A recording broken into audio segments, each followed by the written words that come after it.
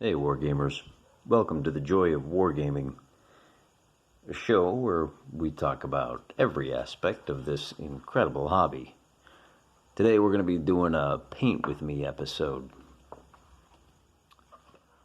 You know, when I get busy painting, I sometimes like to put on YouTube and listen to people smarter than me talk about things that I haven't thought about, or even people dumber than me think about things that I have. A little bit of fresh perspective can do wonders for a man's own perspective. As I was sitting here working on my space station, which you may recognize from a previous video, I've actually decided I am going to call this La Tortugastra, meaning the star turtle, which those of you history buffs will recognize that Tortuga was the infamous den of piracy back in the age of sail. Well, we're going to steal from history and name our little space station after that. As I was painting, it occurred to me that you fellas might be out there painting and interested in listening to somebody smarter than you point out things you hadn't noticed, or more likely, someone not as smart as you shooting off his mouth and giving you a fresh perspective to help you look at the hobby in a new way.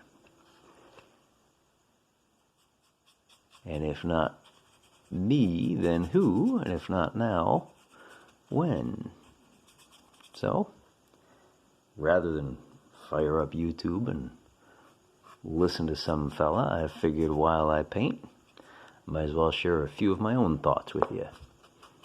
Now, why would you listen to a guy like me? There's plenty of other guys to listen to. If you want to go off and enjoy one of their channels, that's okay. But it's the evening, the kids are in bed, the wife is relaxing with her own things, and rather than paint alone, I thought maybe we could paint alone together. As you can see, I'm simply using a nice light dry brush touch on the walls of Tortugastra. I've already applied a first layer of tan paint, and now I'm just trying to lighten them up, trying to give it that lovely space adobe look. I'm a little nervous because I don't know that I have enough of this brighter white paint. I like to use the Crafter's acrylic, antique white, and unfortunately, I'm running dangerously low. I would run out to the art store and purchase some more, but as I film this, the governor of my state, in his infinite wisdom, has decided that wargaming is not an essential hobby, nor is any kind of painting whatsoever, so the hobby stores are closed, much to my chagrin. But that's okay, he's got his reasons. And if we can't improvise, then what kind of wargamers are we? So, nice light touch. You can see my brush has really seen better days. That's the nature of the dry brushing beast, isn't it? Get in there, fella. There we go. Let's talk a little bit about color theory. I'm going with a nice brightish white on the walls. As you get up in years, you really need a lot more contrast to be able to pick out what's going on, particularly if you do things a little bit backwards. When I wore a younger man's clothes, the old-timers all stepped up in scale. As their eyes began to fail them, they realized they couldn't paint the 6mm figures anymore, and they stepped upwards to 15. And then again, a few decades later, up to the big 25s. In fact, I remember when I was in college, there were a few guys, as I was complaining about the step up from what they call heroic scale, I guess. I cut my teeth on 25mm figures, and I remember a certain large company coming out with figures that measured closer to 28. And they justified that because you could get more detail on, and some of us speculated that it was essentially a proprietary scale that would encourage you to purchase their figures over that of the smaller competitors, whatever the reason. These days, they seem to have stepped up again to 32, even 35. But as the trend bucker that I am, I stepped down from 28s to 15s. Which sometimes, at arm's length, can make it a little hard to tell what's going on at the table. Gotta slap those glasses on or tilt them up, look down your nose, or even crouch over the table to see what's going on. Can be a little uncomfortable. So when it comes time to plan out my terrain, I tend to go with brighter colors, looking for high contrast. In my last episode, I showed you some of my Sharky boys. They've got a nice dull red coat with gray and tan, and they really stand out. They are a team and a unit, and you can tell at a glance that they are. And I want them to stand out, particularly against the terrain. And so for this terrain, I'm going to go with a much lighter scale. I mean, honestly, what kind of space station is built out of adobe walls? Well, the kind of space station that's going to be fought over by dudes who have to be looked at by an old man. So this whitish walls is really going to make for a wonderful canvas for, and not just for the figures. You know, we're going to have to spruce up these walls a little bit. I mean, what kind of space station has blank white walls? Whatever we decide to put on there, I don't know, could be some kind of statue, could be some kind of a control panel. You know, the plants that we're constructing, all of that, we're gonna want all of that to show up as bright and as colorful as possible. So, white on white it is. We need to go with a little bit more contrast between the walls and floors. We'll probably go with a much grayer there, but still kind of retaining that overall vibe of a blank canvas. And we'll paint our adventures on that. A lot of wargamers tend to go for the realistic terrain. Make it as realistic as possible. And that's great. That is a wonderful goal to set for yourself. In fact, in a lot of ways, realistic terrain can be speedy. It's not as much measurement to go on. You can afford to let things get a little bit sloppy. The real world is a little bit sloppy. I tend to, and I remember, you know, the visual appeal is everything, but one of the things you'll find as you work on your own collection is that your style will just naturally appear on its own. How realistic you do things is how realistic you do things. And as long as you're consistent from one day to the next, your own personal collection will reflect your own personal style. And without even thinking about it, you'll find that it all ties together.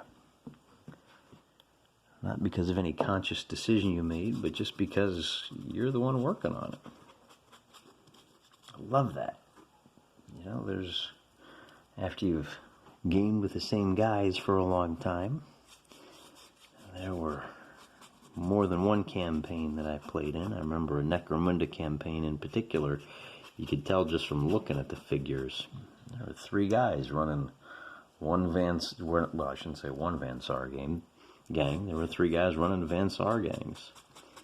And you could tell just from looking at them, and not because of the colors. When they shifted over to Mordheim, you wouldn't have had to tell me which guy painted which army. You could tell just from the techniques that he used. It was inevitable. They have to personalize it. This is a personal hobby. You put a little bit of yourself into everything you do. And you just can't help but organically, without even thinking about it. In fact, I would guess if you tried to think about it, if you forced it, it wouldn't work. You'd just revert to type. You are who you are, and this is absolutely one of those hobbies that, even as it builds character, even as it helps shape who you are, it reveals who you are. Don't be afraid of that. You gotta embrace it. I know this isn't the sexiest kind of painting. Oh, I'm painting white walls. Dry brush, dry brush, dry brush. But hey, it's not so much about how interesting the process is as it is what the finished product looks like. And although this isn't a technical project, I think that the hours that we spend together working on it, I think the hours of painting, once it's done, I think it's really gonna be something special. I think if I get a chance to take this bad boy down to the local shop, throw it on the table, at least if I warn them, I think we're gonna have plenty of takers that are more than happy to help me put it to good use.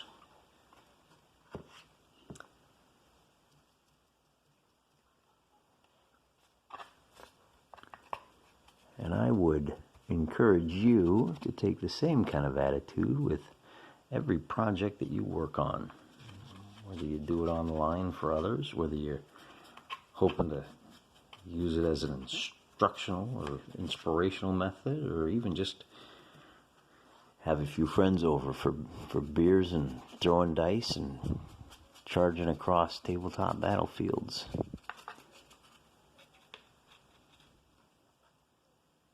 Because we all know there's no one right way to play this hobby.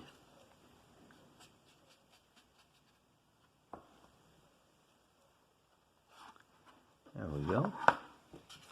Take a step back. Yeah, she's coming along, huh?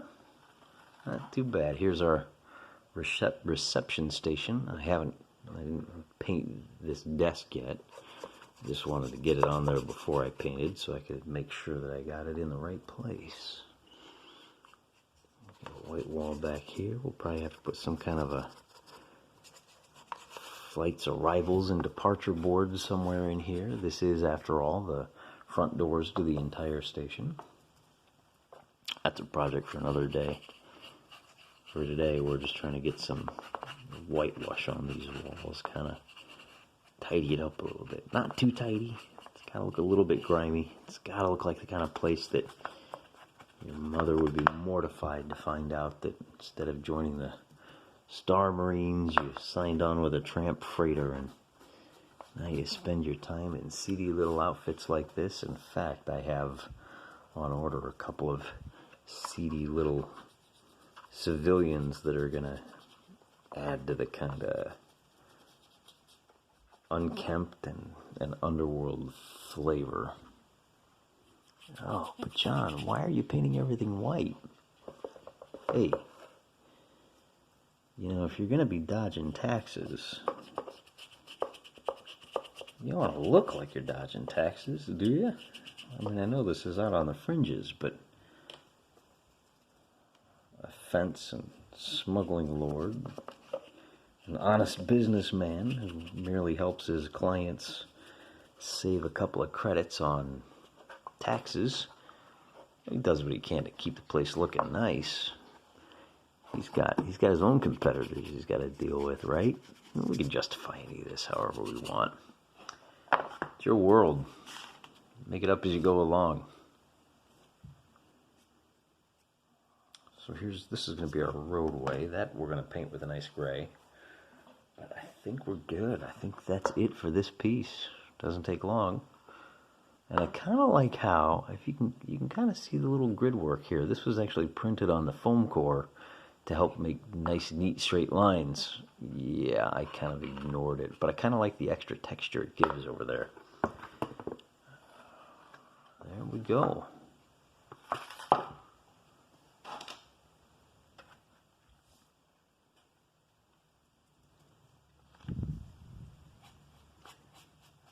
Thought this was going to be the administrative department, And who knows, maybe it still will. You know, I get this back on camera, you'll have to forgive me. Sometimes we got nothing but dead visuals. Painting with my arms wrapped around this camera. It's a little bit awkward, and this is my first Let's Paint session, so hopefully, dear viewer, kind soul, and understanding man that you are, you'll appreciate that, as is so often in life, I'm just making it up as I go along. What kind of brush strokes do I need here? I don't know. What kind of brush strokes did the contractor use? Left to right, in and out, wax on, wax off. Who knows? It's going to vary from room to room, I guess. There we go. So you can see the difference. Just that little bit of white adds so much character and so much to this. I'm going to have to be real careful when I paint these floors in to make sure that I'm not staining those walls dark. Or am I? Maybe a little bit of mud and grit and grime on the walls is going to help add to the ambiance.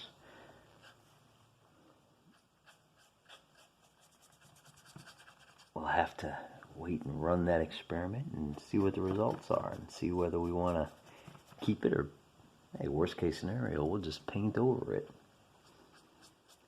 Sometimes those little mistakes wind up being the thing you're most proud of in this world.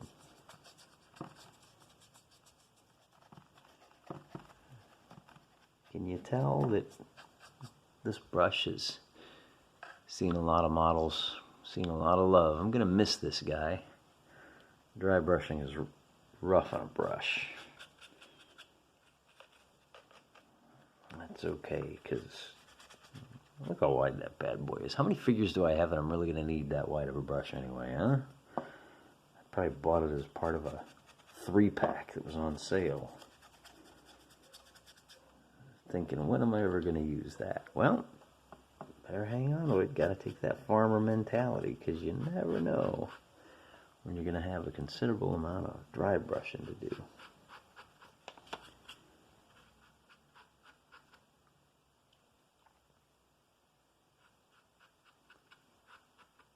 I'm hoping. And then who knows, we may even add a little bit of color to one of these offices. Maybe one of these walls doesn't need to be adobe. Maybe it needs to be a primary color. Maybe the station boss has decided that he likes the color of cold hard credits. I don't know, what color are credits? Teal? Purple?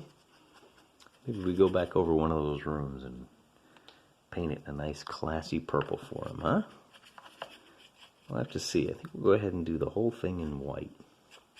And then we'll circle back around and decide if it looks a little bit too monotonous and if we don't need to brighten up the place with something a little more flavorful.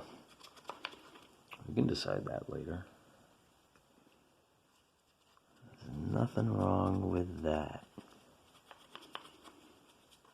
Who knows? Maybe I mess up on the floor and decide that the best way to fix the stain that I got on the wall is to just go ahead and paint the wall in a whole new color.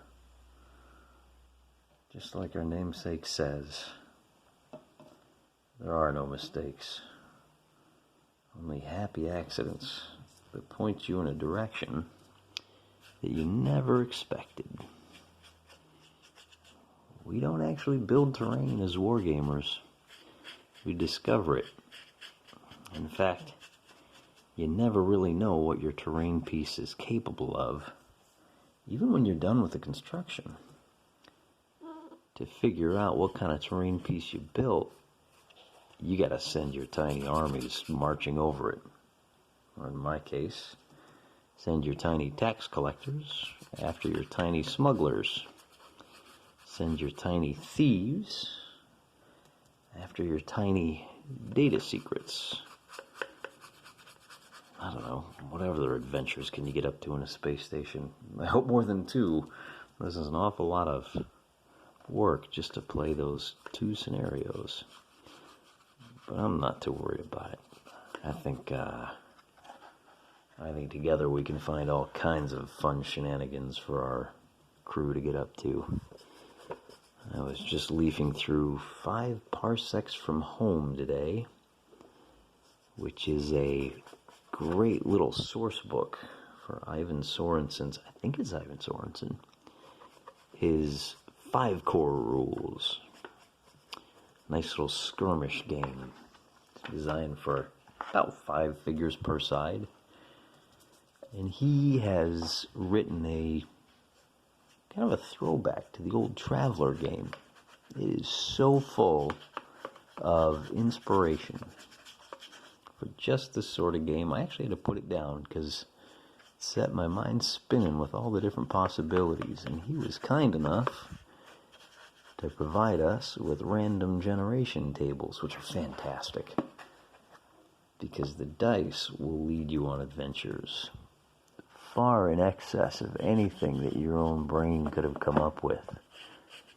We are made, our brains have evolved to make connections.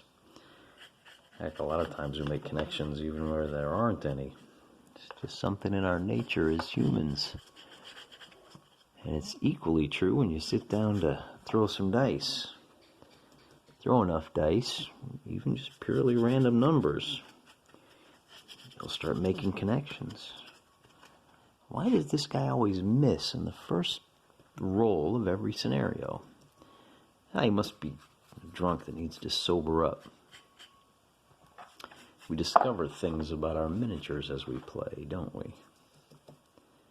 And yeah, it may be just part of our nature to assign intelligence where there is none, to imprint ourselves upon it. We talk to our plants, we talk to our animals, talk to our terrain and our little lead dudes. We tell them, now, if you keep rolling those critical misses, I'm going to have to stick you in the microwave and melt you down. Sometimes it works, and we assume that it works because that's the way the world works. Just pure random chance. A lot of our life runs that way. And that's all right. Because if you knew what was going to happen, where would the fun be in that? Well, this piece is going to take a little bit longer. We got a lot of funky little corners here we got to get into. I could probably speed it up if I used a larger brush. I have a couple of 1-inch throwaway brushes, but I'm a little nervous. Those throwaway brushes tend to burn through a lot of excess paint, and as I said, I'm kind of husbanding this last little bit of paint pot. Husbanding it, nursing it. Kind of funny how those mean the same thing, isn't it? Gotta try to stretch it, make it last, make every little square inch of coverage last. Get every little bit of coverage out of this paint pot as I can. And of course it's dry brushing, so dry brushing tends to burn through a lot of excess paint. It speeds things up, but that's the price we pay. It's all about them trade-offs.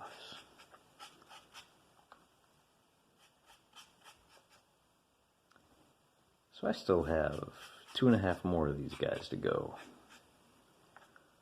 I see we're at about the 25-minute mark now. So I think I'm gonna turn off the camera and turn your attention over to someone else. Do a little bit more of this ivory, and we can pick it up later. We can show you how much better these walls are gonna look once I get that third color. I'm a firm believer in the rule of 3. Give yourself a base coat, a mid-tone, and a highlight. And it is just incredible how much life it puts into a terrain piece like this. So that's the plan. Thanks for keeping me company. We'll do it again real soon. Good night, Wargamers. God bless.